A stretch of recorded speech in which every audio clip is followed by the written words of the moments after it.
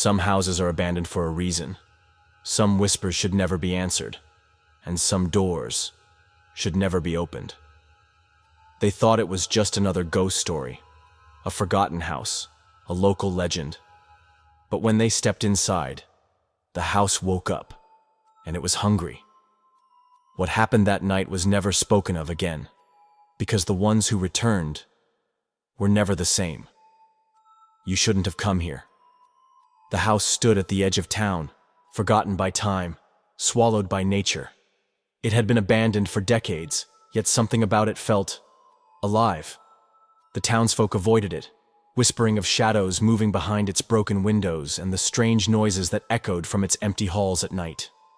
One evening, a group of friends, Sarah, Mark, and James, stood before the house, daring each other to enter. They were skeptical of the stories, convinced it was just another abandoned ruin. But as they crossed the threshold, the air grew heavier, colder, as if they were no longer alone. Inside, dust-covered furniture sat frozen in time. A grand chandelier, long unlit, hung above, its crystals coated in cobwebs. The walls were lined with faded portraits whose painted eyes seemed to follow their every move. Then came the first sound, an unmistakable whisper, though no one else was in the house. Mark turned sharply. "Did you hear that?" He shone his flashlight toward the staircase, where someone, stood at the top. A silhouette, featureless and unmoving. Then, in an instant, it vanished. The whispering grew louder, almost pleading. Sarah's flashlight flickered and died, plunging them into near darkness. A sudden thump echoed through the house. The sound came from beneath them. Slowly, the basement door creaked open on its own. James hesitated. "We shouldn't go down there." But the whispering turned to weeping, a desperate, mournful cry. Compelled by something unseen, Sarah stepped forward, placing a hand on the cold, damp railing. The moment her foot hit the first step, the door slammed shut behind them. In the basement, the air was thick with decay. Rusted chains dangled from the ceiling, and in the farthest corner stood a mirror, tall, ornate, and covered in grime. But their reflections were wrong. The figures in the glass didn't move as they did. They stood still, staring back. And then, one of the reflections stepped forward. The mirror shattered with an ear-piercing shriek. The air twisted violently as the whispering voices turned into screams. A force pushed them backward, knocking them to the ground. Gasping, they scrambled up the stairs, the unseen presence clawing at their backs. The front door flew open, and as they tumbled outside, everything fell silent. The house was lifeless once more. They never spoke of that night again. The house remained untouched, as if it had never woken. But sometimes, on quiet nights, passing by the old house, you might hear the faintest whisper. Mark, and James thought they had escaped someone back inside. But the nightmare was far from over. That night, in her room, Sarah caught a glimpse of her reflection in the mirror. At first, it looked normal. But as she stepped closer, her reflection did not blink. Then, it smiled. A slow, unnatural grin stretched across its face, a face that was no longer hers. She stumbled backward, but the reflection did not move. Instead, it whispered in a voice that was her own, but twisted, distorted.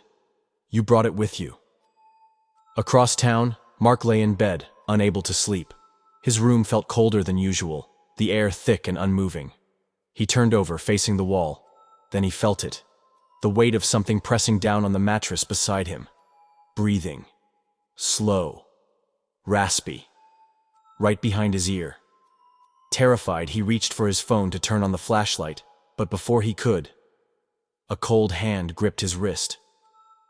James was the first to return to the haunted house. Not by choice, but because something led him there. His dreams had become invitations, the house calling him back with whispers and glimpses of that dark, faceless figure. Every time he shut his eyes, he was back in the basement, standing before the shattered mirror. Tonight, he couldn't fight it anymore. He found himself standing at the front door of the house, though he had no memory of how he got there. His fingers trembled as he reached for the handle, and the door swung open on its own. James stepped inside, and the door slammed shut behind him. The foyer was different now. The walls stretched upward, impossibly high, disappearing into darkness. The house was breathing. Alive. The air pulsed with an unseen heartbeat, and the floor beneath his feet twisted and warped.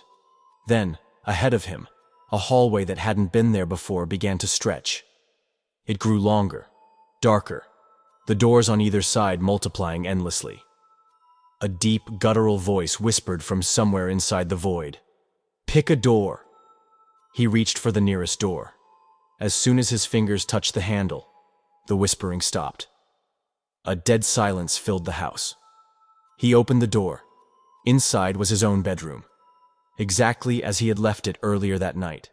His bed, his posters, his belongings. Everything was perfectly replicated. Except for one thing. Someone was already inside. A figure sat on his bed, back turned, staring at the wall. Slowly, it turned its head. It was him. But the eyes were wrong, too black, too hollow. Then it spoke.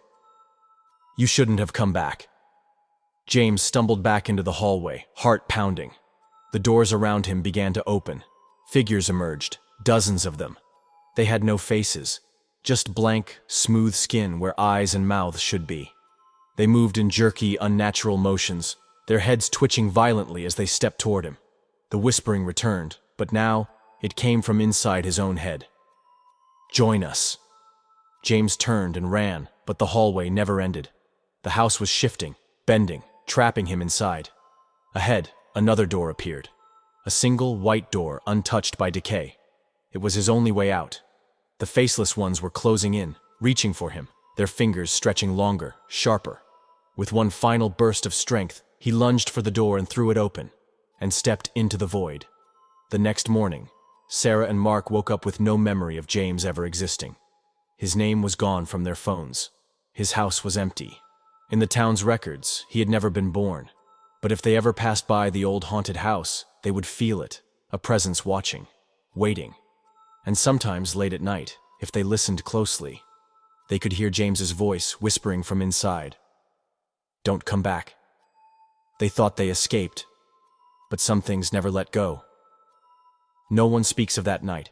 No one dares go near that house. But if you listen closely on the quietest of nights, you can still hear the whispers. Somewhere out there, it's waiting for the next visitor. You're next.